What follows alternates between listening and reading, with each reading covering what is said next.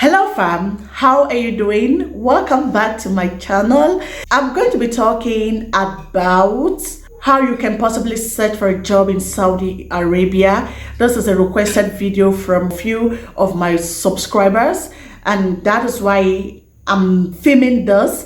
She asked some questions which I'm going to be reading out to you, and one of it is the first entry requirement. In respect to this, I think I have done a video in the past about the first entry to Saudi Arabia, the requirements, and how Saudi Arabia is in general. I'm going to be leaving a link to that video on the description box, so please do well to check it out.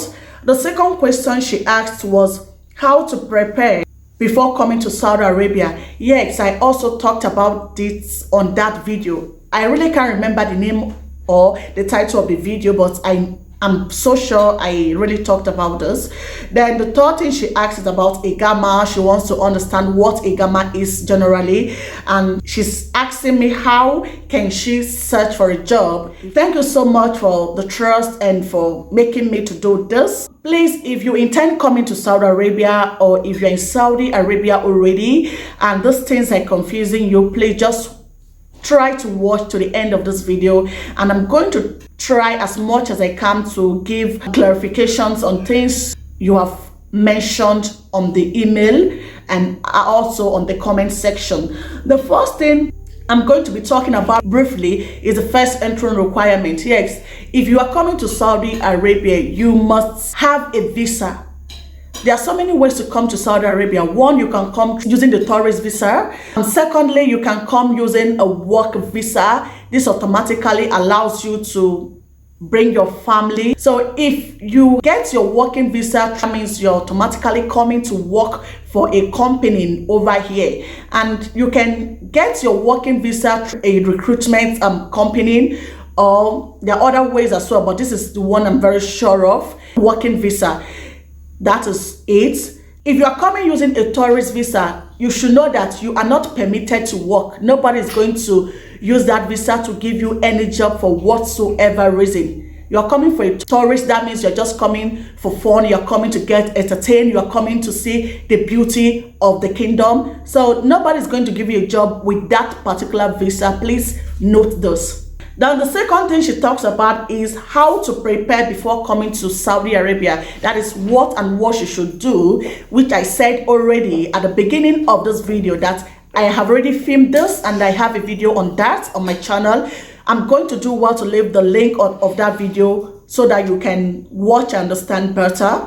I do not want this video to be so long. Then the third thing she talked about is Iqama. Yes, when we talk about Iqama is the resident permit. Iqama is the only thing that allows you to stay in the kingdom. That is your legal right you have. If you do not have an Iqama while staying in the kingdom, that means you are illegal in the country. And when the policeman gets you, you're not certain what is going to happen to you. You are going to be deported and maybe sent to prison depending on the gravity of your offense. So Iqama is very, very necessary. The possible ways in which you get an Iqama is when you get a work permit. Yes, if you come to Saudi Arabia using a work visa, then you are permitted to get an Iqama, or the resident permit as it is known. Your employer is going to get that from the Ministry of Interior, and yes, with that you can work anywhere, move around and do other things. And mind you, if you don't have your resident permit, or known as Iqama over here in the kingdom, it may affect your medical attention.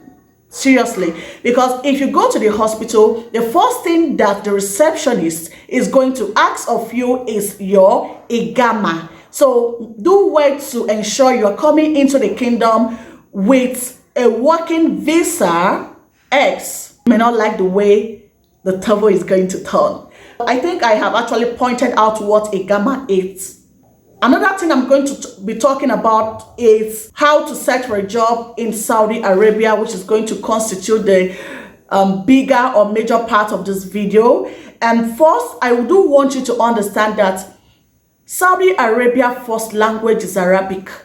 English language is their second language. Okay, if you speak Arabic on the advantage side, because you are going to be able to communicate to people when you go to the malls, than when you speak less of Arabic or when you don't know Arabic at all, just like me.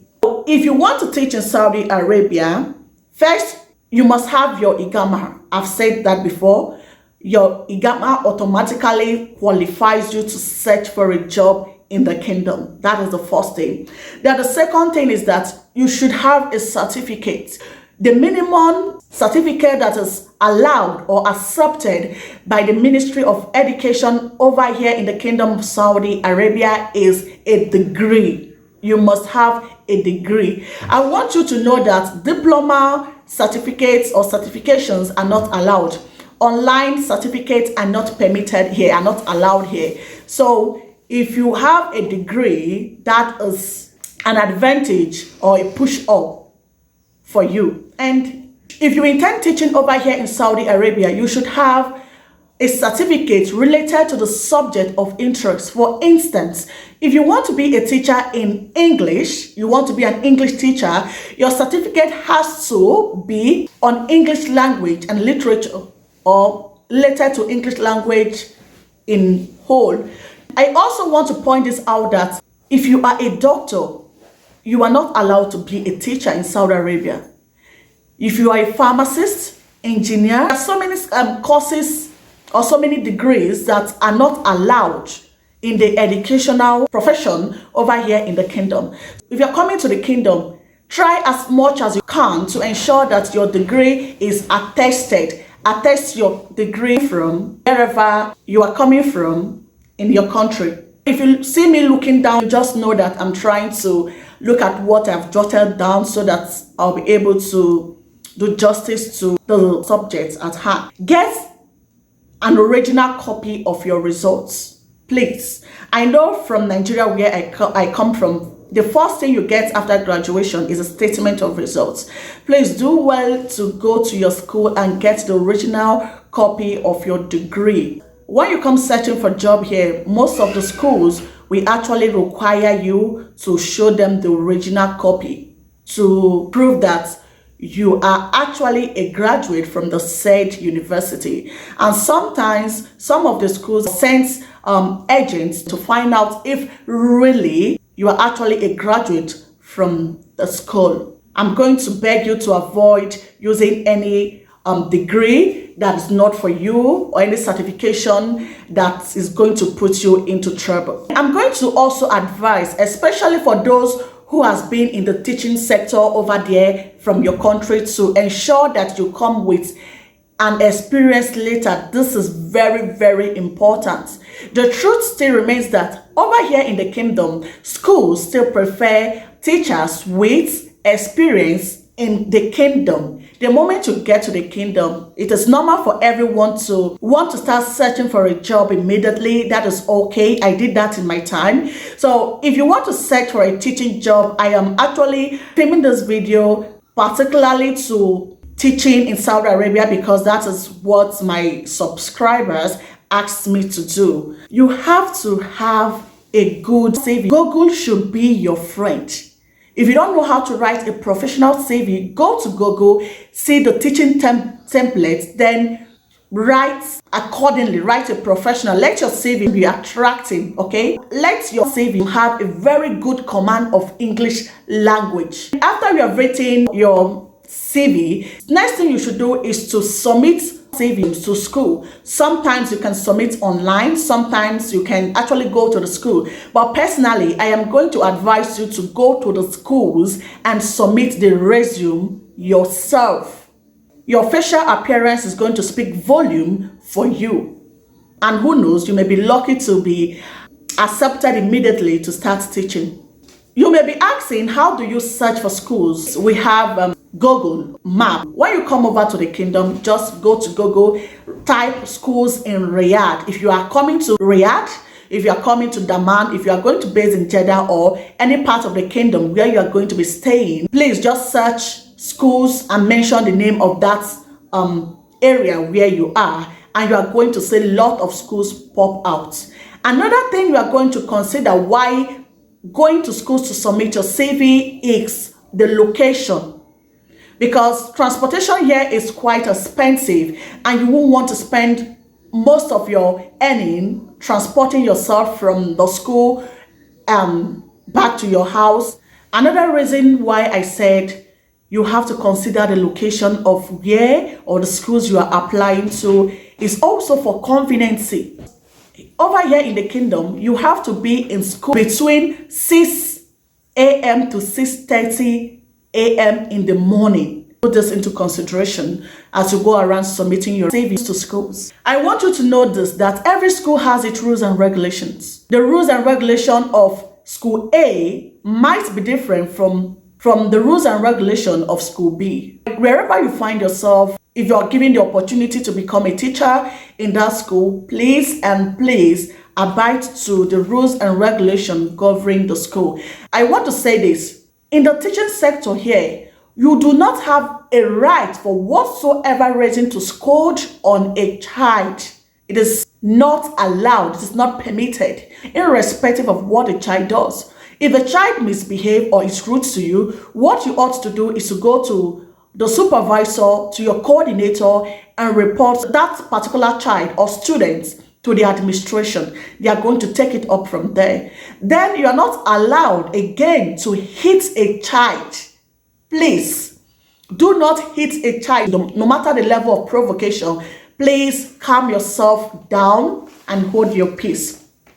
Do not use foul language in the classroom. I know you understand what foul language is, and check it out on Google or on your dictionary to get a full meaning of what a foul language is. You cannot use it on a student, because that may either lead to termination of your contract with the school and other measures from the administration. So note this. I'm going to advise, when you come to the kingdom, you have to make friends.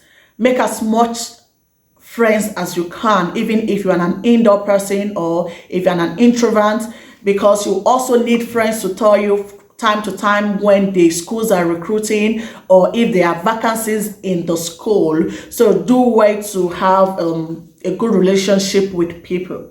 I want you to know that the salary varies from school to school, but just know that the least you are going to be paid here is about 2,000 riyals.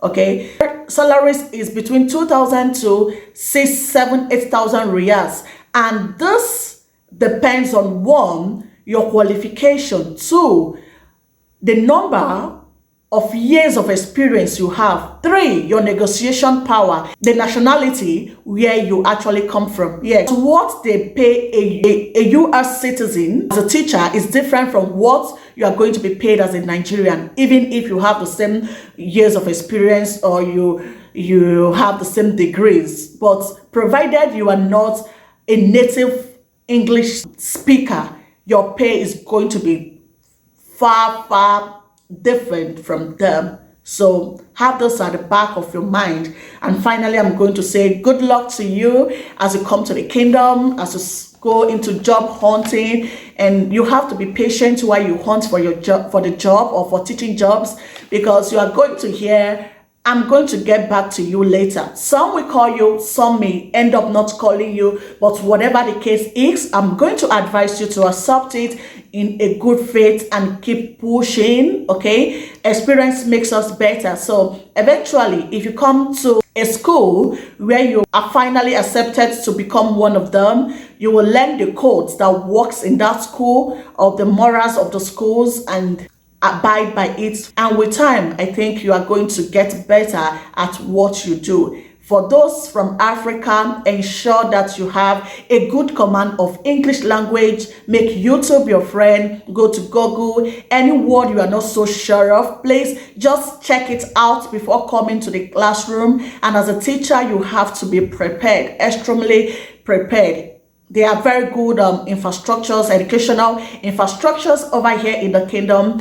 They have materials, they have everything you need, the projector, the smart board, the markers, your pen, your pencils will be given to you by the school. So this is the reason why I said the infrastructure and every other material you need to make you a better teacher will be provided. And from time to time, the schools actually organize teaching seminars or seminars for the teachers, and this goes a long way to help them. So good luck to you all, and if you have any other question or any other thing particularly you want me to film on, just leave it on the comment section and I'm going to certainly come back to respond and do just that. Thank you so much and see you soon in my next video. Bye.